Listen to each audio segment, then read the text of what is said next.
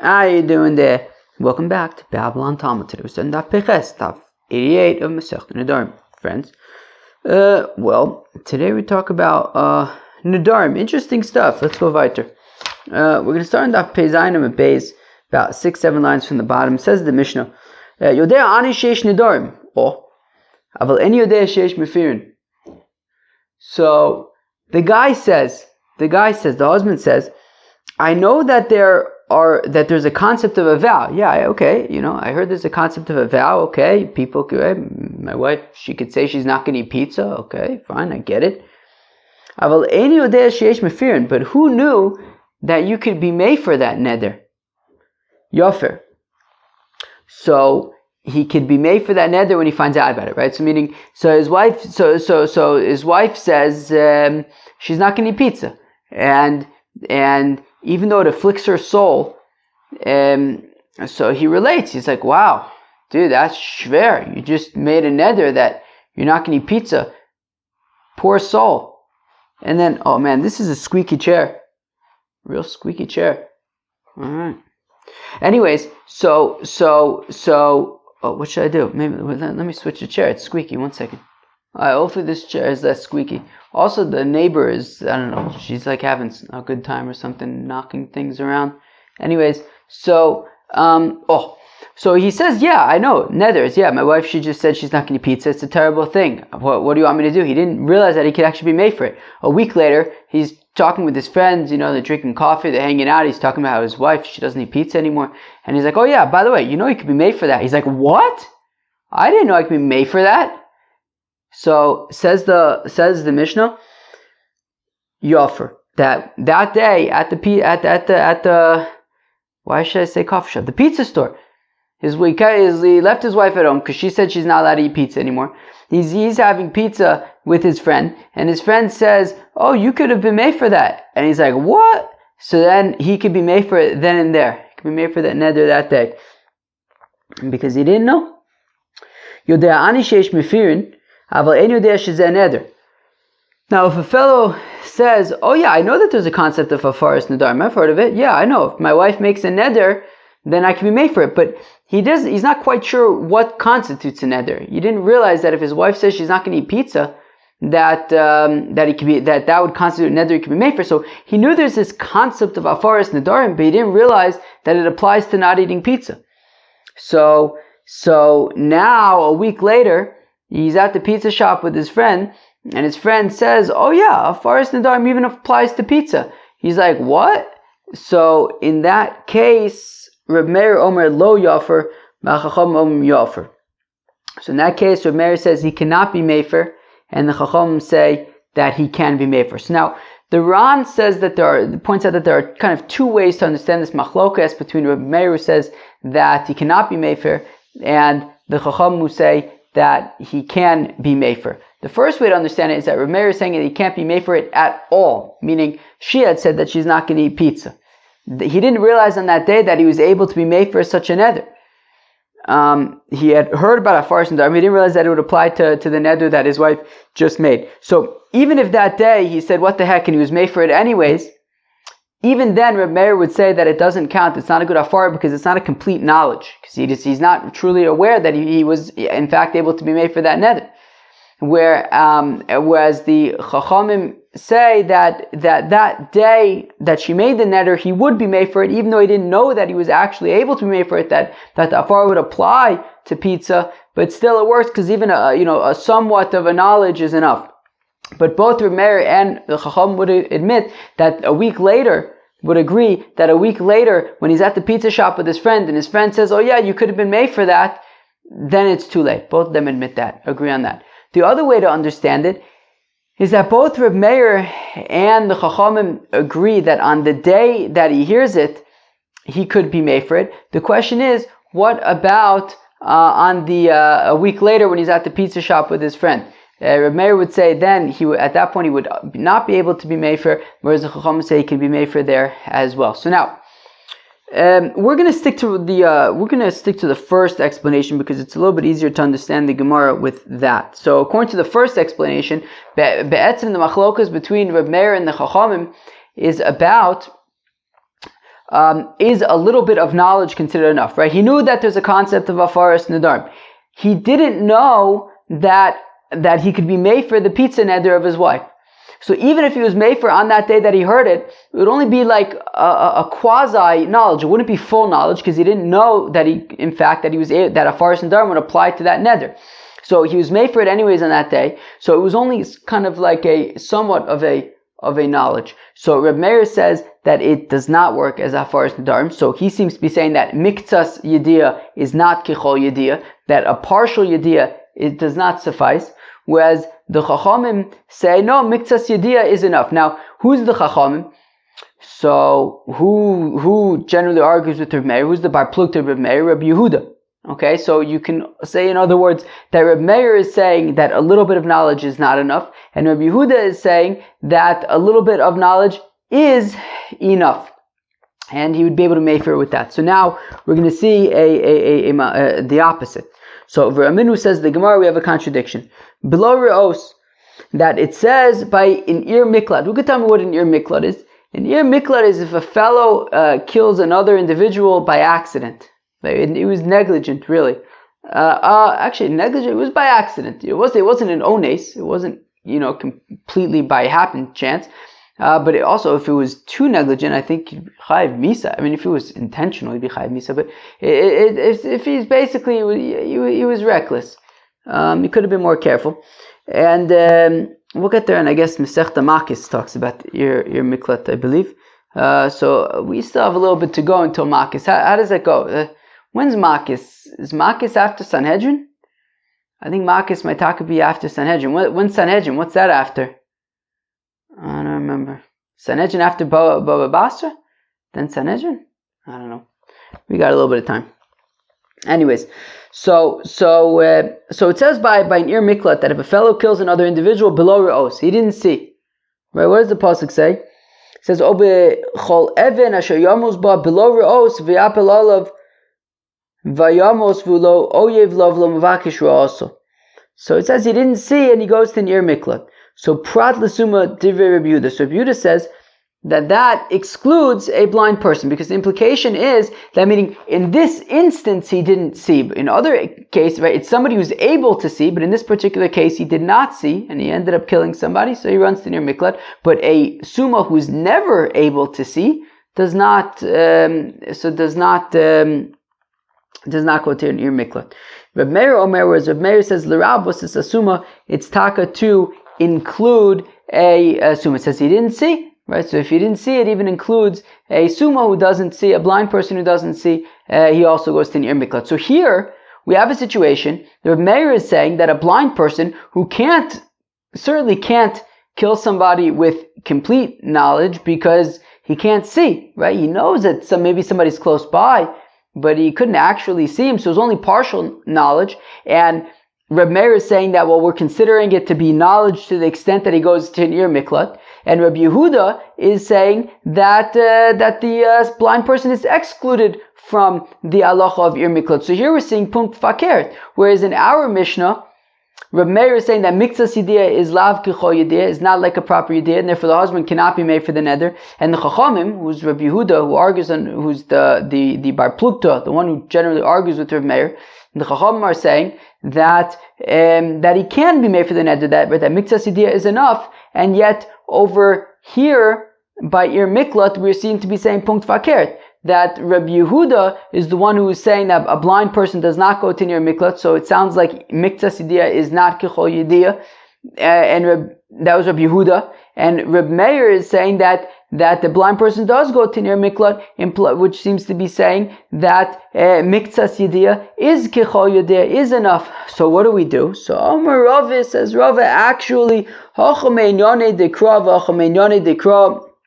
says Rava that no, it's just about how you learn the psukim. That when it comes to the ear miklat, it's not about is it miktsas yediyah or kol yediyah, how does that play out? No, it's about how do you understand the pasuk. What does that mean?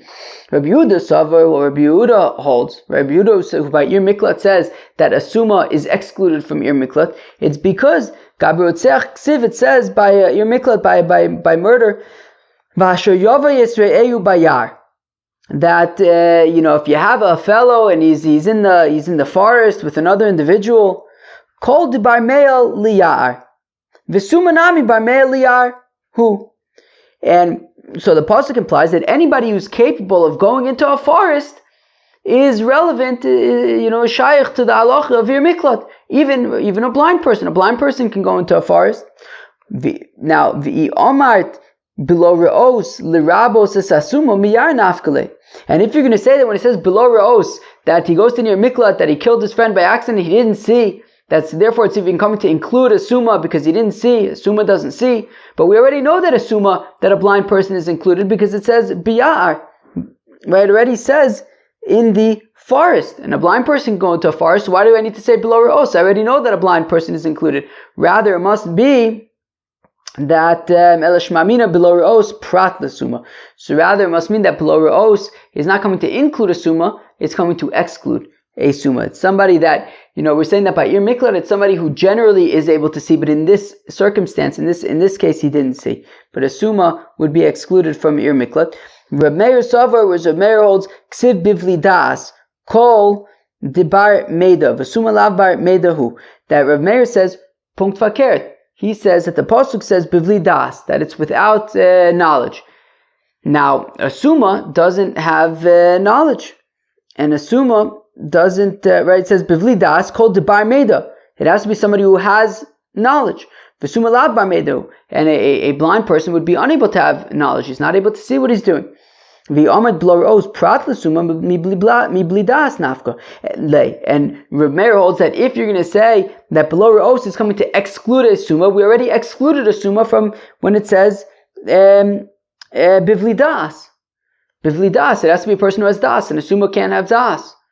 And therefore, a summa would already be excluded from there, so I don't need below re'os to exclude a summa. Ella shmamina below re'os l'rabos is a summa. It must mean that below re'os is coming to include a summa, include a blind person. So therefore, Reb Meir and Reb Yehuda learn out their respective opinions based on how to understand the pasuk, whether it's coming to include a summa or not include a summa, but it doesn't have to do with knowledge, with das, which seems to be what they're saying by Nedarim, by when he heard that his wife isn't going to eat pizza, but he didn't realize that he was able to be made for such a neder. So they were talking about das, but over here we're talking about an andere zach. We're talking about how to understand the psukim. Says the Mishnah, Hamadir anoyo mechasano v'urotze losos levito maos. So a fellow says that his son-in-law cannot get any benefit from him. Fellow says his son-in-law cannot get any benefit from him. Oh, this is talking interesting. Is this interesting or not? Wait, maybe it's not interesting. Okay, maybe it's not interesting. Alright, fine, so it's not interesting. What do you want me to tell you? So Amadir Anoy Mechasanu. So a fellow says that his son-in-law can't get any benefit from him. But he wants to give his daughter money. But here's the thing, if he gives money to his daughter, then Memela goes to his son-in-law or husband. So Omer Lasu, he says to his daughter, this money I'm gifting to you as a gift. Your husband can't have any rights to this money. Rather, take this money and buy food and eat it.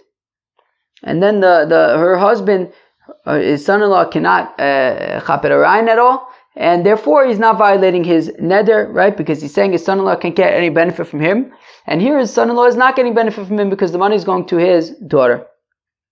Says the Gemara, Omer Rav, says Rav, Lo shanu elo de Omar lo mashat noses v'nosenes befich. Says Rav that this Mishnah is being specific, that he's saying that I'm giving you this money and and you can buy food with it and eat it. Aval Omer mashatirtzi asi. But if he says to her, here's the money, do with it whatever you want, Kona yasun baal, then her husband would be kona it, would get it, and he would be violating his neder because his son-in-law would be getting benefit from him. Shmuel Amar, where Shmuel says, Afilu Omer mashatirtzi asi lo kono yason baal. Okay? And where Shmuel disagrees, not, and as the Ran points out, he's not disagreeing with Rav in terms of how to understand the Mishnah. Shmuel agrees that that's what the Mishnah is saying, but he disagrees with the actual halacha, because as we're going to see, that Rav's opinion is specifically in line with Reb Meir. Shmuel disagrees and says that the halacha is not like that. Instead, Shmuel holds, where am I? Afilu Omar, that even if he said to his daughter, Masher tirtzi asi, do whatever the heck you want with the money, see what I care. Lo kona yason baal, the son-in-law is not kona, and the father is not violating his neder against giving any benefit to his son-in-law. Maskeflo Reb as a kasha. Kiman hazlo shmaita derab. Like whom does Rav's opinion go like? Right, that he specifically asked to say that here's this money, take it and buy food and eat it, but he can't just say do what you want with it, because otherwise it would go to the son-in-law. Reb Meir, it's like Reb Meir, that the hand of the wife is like the hand of the husband. That if the father would give his daughter the money, Memele it would be in the property of the husband. But one second. On the one hand, we're saying that it's the opinion of Reb Meir that anything that the father would give to his daughter, Memele would go to the husband, or in other words, anything that the wife gets, Memele belongs to the husband as well. We have a contradiction. Oh, shitufe mivoyes. Woo! When's the last time you thought about shitufe mivos? I keep on thinking someone's going to walk in on me over here, because we have people coming in and out of the house these days.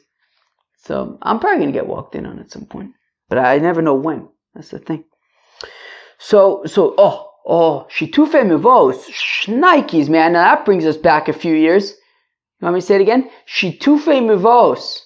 Whew. Shitufe mivos. Who can remind me what that is? Woo. Woo.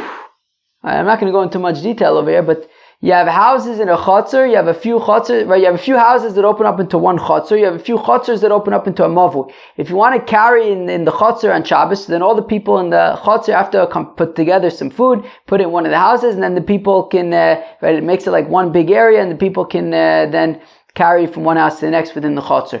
Now, if you have a mavui, right, if the different chutzers then exit out to a shared space to then get to Rosh Hashanah, so that's what's called a mavui, that shared space between the chutzers. So if you want to be able to carry from your house into the chutzner, into the mavui, so then you have to do a shitufe mivos, which is that all the chutzers get together and they purchase something and put it in one of the chutzers, and then everybody can carry in the mavui. So now, Kate said, "Mishtatvim b'mavui." What's kind of one way of doing a shitufe mivos? Maniach es achovis. So you can have somebody from one of the chutzers. Somebody from one of the chutzers, he could take a barrel of wine, v'omer, and he says, "Harei zeh l'chol b'nei mavui." He says, "Look, I am making this barrel the property of everybody in the mavui." So he takes his barrel of wine, and he says that now this barrel of wine is not just going to belong to me; it's going to belong to everybody in all the chutzers.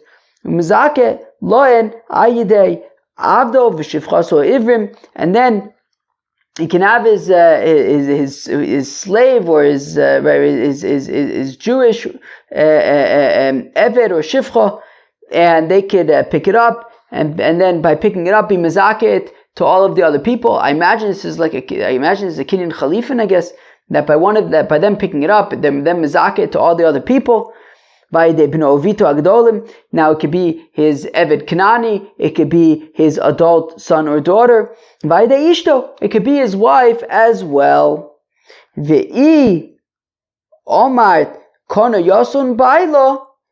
if you're going to say that whatever his wife chaps, he chaps, well then Eruv Lonofik Mirshuse de Baal, well then the Eruv is not, right, the Shitufim Avos, the Eruv is not actually ever leaving his possession. The whole point is that she's going to pick it up, whoever's picking it up, but if we're saying it's his wife is going to pick it up, and by doing so, the barrel now belongs to everybody, but whatever she picks up belongs to him, so it's not actually going to anybody else. So, Omar Rave, rather says Rave Afagavda, Omar Reb Meir, Yad Yishak Yad Baile. So says Rave, even though Reb Meir says that whatever the wife chaps, so it belongs also to the husband, Moder Reb Meir Linyan Shituf, Reb Meir admits, however, by Shitufei Mavos, that if he's giving the barrel to his wife, so that she can be mezakeh for all the other people, since the whole point is that he's giving the barrel of wine to his wife, so that then she can be mezakeh to all the other people in the chutzers, so Memele, he's giving it to her, and it belongs to her alone, and not to him. Eisve Ravina le Rav Ashi, Ravina asked the kasha to Rav Ashi, Elu shezochin loyin. These are the people that you can be zoche, that you can give something to them, and by them taking it, then the other people get ownership of it. He can be mezakeh to his adult sons or daughters, or his Jewish eved or shifcha. And these are the people you cannot be zoche through them. By his sons or daughters that are minors, or his Canaanite eved or shifcha, as well as his wife. He cannot be mezakeh by way of his wife, because whatever she gets would be his, and he's not giving it to anybody then, because he's kind of keeping it within his possession. So Ela Amar Rav Ashi masnisim b'sheyesh lachotzer ba'oso mavo yaskinon timigo dezachil and avsha zachil achrinei. So says Rav Ashi that this is talking about a situation where she has her own chotzer in the mavui. So she's actually one of the people who needs to take possession of the wine in order to take part in the shitufei mavos. So therefore, because she is being zoche as part of the shitufei mavos, so memele then she's also be zoche to the mezakeh to the other people, that they should also have ownership in the barrel, and there could be a proper shitufei mavos. Friends, that was Daf Peiches of Masechta Nedarim. Hope you enjoyed. Peace out.